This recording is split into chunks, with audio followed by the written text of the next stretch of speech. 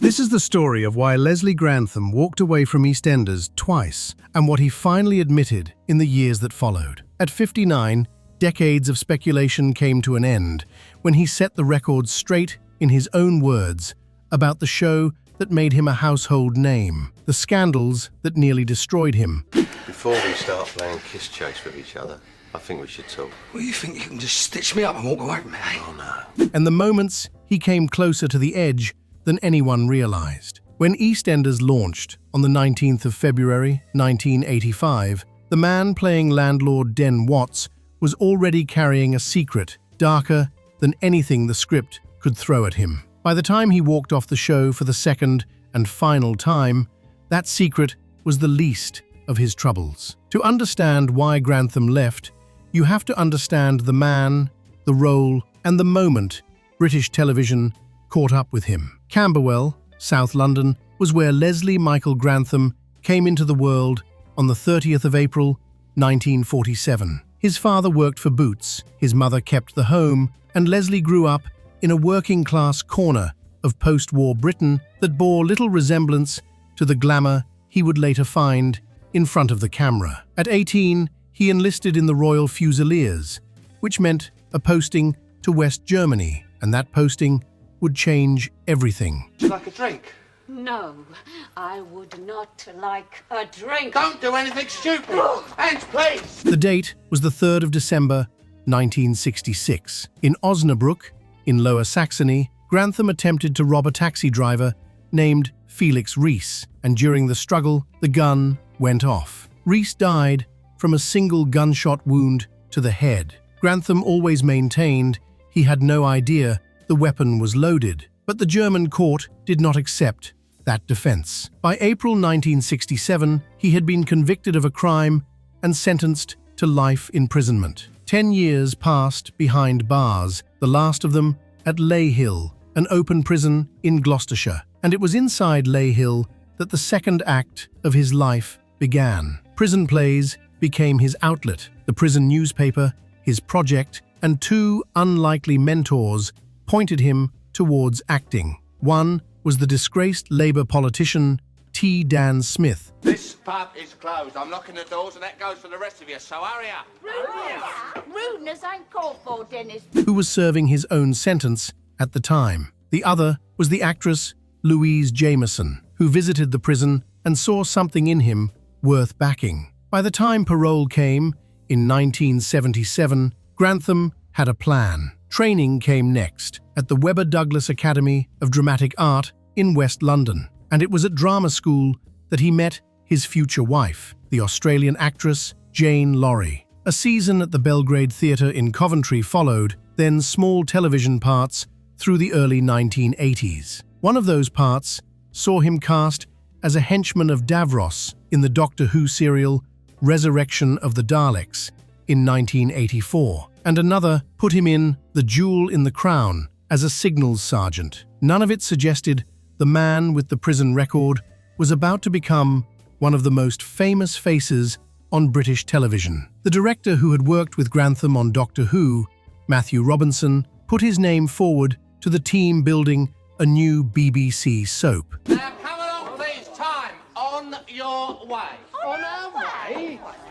Darren, upstairs. Producer Julia Smith and her writing partner, Tony Holland, had been commissioned in 1983 to create a twice-weekly serial set in the East End of London, and they had built 23 characters around a fictional Albert Square, anchored by a pub called the Queen Victoria. Grantham auditioned for the part of market trader Pete Beale, but the producers had other ideas, and the role they offered him was the landlord instead. Originally, the character was to be called Jack, but the name became Dennis Watts, known to everyone as Den. Married to a sharp-tongued, hard-drinking landlady called Angie, played by Anita Dobson, Den ran the Queen Vic alongside his wife and their adopted daughter Sharon, played by Letitia Dean. When the show premiered at 7 o'clock on the evening of the 19th of February,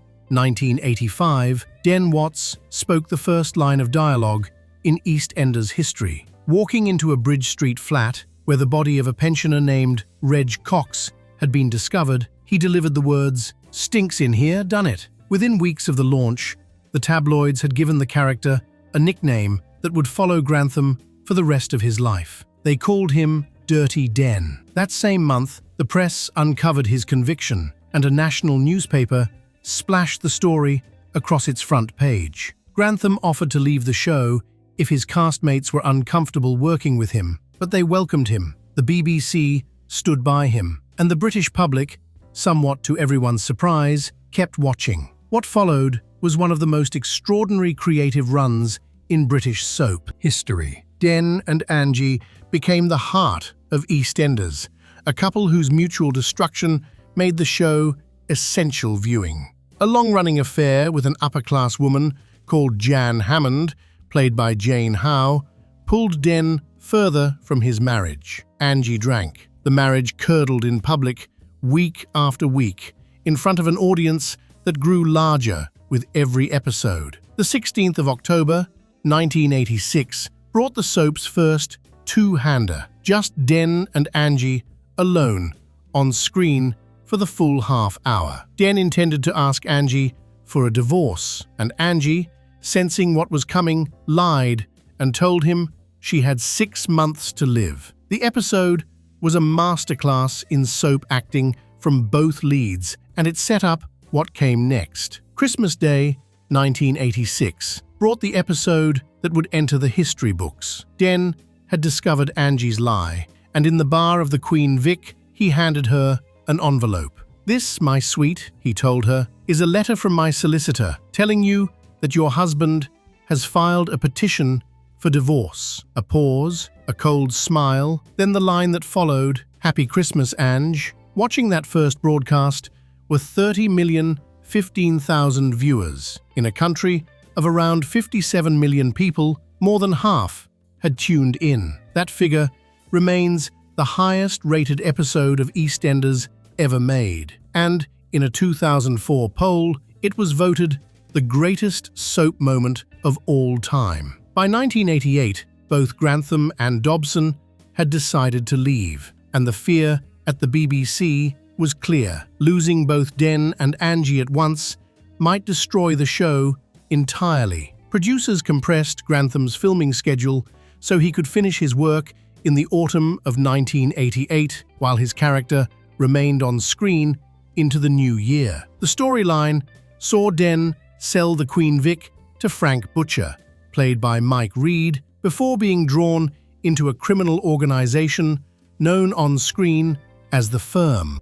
That exit storyline ran into early 1989. Den was on remand, accused of arranging the arson of a rival pub called the Dagmar, and he went on the run. In the episode broadcast on the 23rd of February 1989, he walked alongside a canal where a man was waiting for him, holding a bunch of daffodils. Concealed inside the bouquet was a gun. The shot rang out, there was a splash, and Den Watts was gone. The producers were clever about the final frame. The actual death shot was cut, in case Grantham could ever be persuaded to come back. A body found in the canal the following year was identified as Den's, and the matter was apparently closed. The reasons for Grantham's departure ran deeper than a single creative decision. He himself wanted to escape the role before it consumed him. The co-creators Julia Smith and Tony Holland were also leaving the show, and Anita Dobson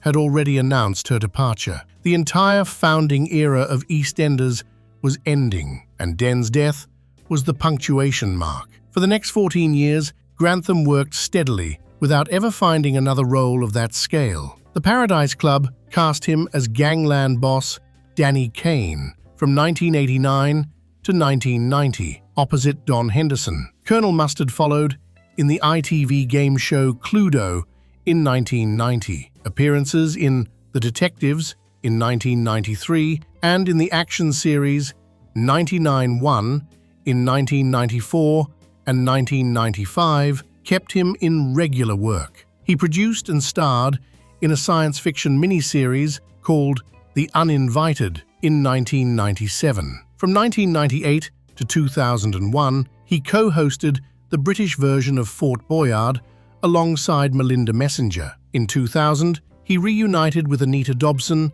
for a Sky One drama called The Stretch, but none of it threatened to eclipse Den Watts. The BBC, meanwhile, had been trying to get him back almost from the moment Den hit the canal water. The first offer to return came as early as 1991. Grantham turned every offer down because he felt that without his on-screen daughter Sharon, who had been written out between 1995 and 2001, Den had nowhere to land. He waited. By the early 2000s, Eastenders was losing the ratings war with Coronation Street. Executive producer Louise Berridge needed a storyline big enough to pull viewers back, and in 2003, she introduced a previously unknown son for Den, a character named Dennis Rickman, played by Nigel Harman. Quietly, she began negotiating Grantham's comeback. On the 2nd of May 2003, the BBC confirmed publicly that Den Watts was returning. He had been dead for 14 years. He was not dead anymore. On the 29th of September 2003, in a scene that would become almost as famous as the Christmas divorce, Den walked into a nightclub owned by his adopted daughter Sharon. He stood in the doorway, looked at her, and said, "Hello, princess." The numbers told the story. That episode drew 16.66 million viewers and took 62% of the viewing audience that night. An AOL poll of more than 23,000 viewers voted it the favorite soap comeback in television history. Eastenders briefly returned to number 1, and Den was back. The explanation given on screen had Den surviving the shooting, fleeing to Spain with help from his old mistress Jan Hammond, and the body in the canal turning out to be a member of the firm misidentified as Den. The British press picked at the plot, with many calling it implausible. The viewers did not care. They had their landlord back. Across 2003 and 2004, the second run of Den Watts unfolded in a series of increasingly dark storylines. Den slept with Sam Mitchell to take revenge on her brother Phil, framed Phil for armed robbery, and helped Phil's wife Lisa flee the country with their daughter. April 2004 brought a new character to Walford, a woman named Chrissy Watts, played by Tracy Ann Oberman. She was Den's second wife, whom he had married in Spain in 1999, and she had come to settle scores. While the on-screen Den was destroying everyone around him, the off-screen Leslie Grantham was about to walk into a tabloid sting that would change everything. May 2004 brought the moment. A Sunday newspaper printed photographs taken from a webcam Grantham had set up in his BBC dressing room at Elstree. The pictures showed him in a state of undress while in costume, communicating with what he believed was a 23-year-old woman online. That woman did not exist. She was an undercover reporter, and the transcripts published alongside the pictures included Grantham making disparaging remarks about several of his castmates. The fallout was immediate. According to the Scottish Daily Record, Grantham's contract was worth around £200,000 a year, and BBC bosses were considering writing him out. Suspension came down from the corporation for 2 months. Grantham issued a public apology with the words, "I am wholeheartedly ashamed of my behaviour and feel that I have let down my colleagues as well as my friends and family." A charity donation followed as a mark of his apology. He called it a moment's stupidity. Den disappeared from the screen on the 30th of August 2004 and returned on the 11th of November. On the 21st of September that year, executive producer Louise Berridge resigned. The show's ratings were sliding. The character was no longer the lovable rogue audiences had welcomed back the year before, and the press shorthand of the time turned harsh. He had become, in their words, Machiavellian, cruel, cold. November 2004 brought the BBC's confirmation that Den would be killed off in the new year, and in the words of one producer, the coffin lid would be nailed shut. The 20th anniversary episode of EastEnders aired on the 18th of February 2005. Den, having driven Sharon to disown him, attacked Chrissy in the back room of the Queen Vic. Zoe Slater, played by Michelle Ryan, picked up Pauline Fowler's dog-shaped iron doorstop and hit him over the head with it. For a moment,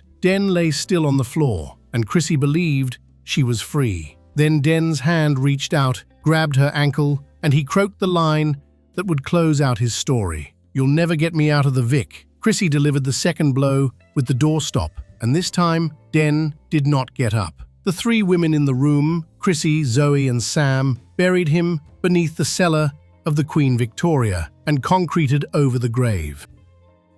The episode pulled in 14,342,000 viewers and took nearly 60% of the audience. Den Watts had finally died. Years later, his body would be properly buried beside Angie. Chrissy went to prison, and the Queen Vic moved on. Here is where the question of why Grantham left becomes complicated, because there are two versions of the story, and Grantham himself told both of them at different times. Version 1, the one that ran through the British press in 2004 and 2005, was straightforward. Leslie Grantham had been caught in a scandal that humiliated the BBC, alienated his colleagues, and made his position untenable. The corporation killed Den off as quietly as it could once enough time had passed for the dust to settle. Version 2 came from Grantham himself. The year was 2006, and the book was his autobiography, titled Life and Other Times. Written without a ghostwriter, the manuscript ran to over 300 pages and covered everything from his childhood in Camberwell to the killing in Osnabrück, to the webcam sting and its aftermath. Inside it, and in interviews around the book's publication, Grantham insisted he had only ever signed up for an 18-month return. The plan, in his telling, was always that Den would die in the 20th anniversary episode. The scandal had not pushed him out. The exit had been agreed before the photographs were ever taken. Both stories cannot be entirely true. The press at the time framed his exit as a quiet axing. Grantham framed it as a planned departure that the scandal happened to coincide with, and the two versions sit alongside each other in the historical record. Viewers can decide for themselves which one they believe. What is not in dispute is what Grantham revealed about himself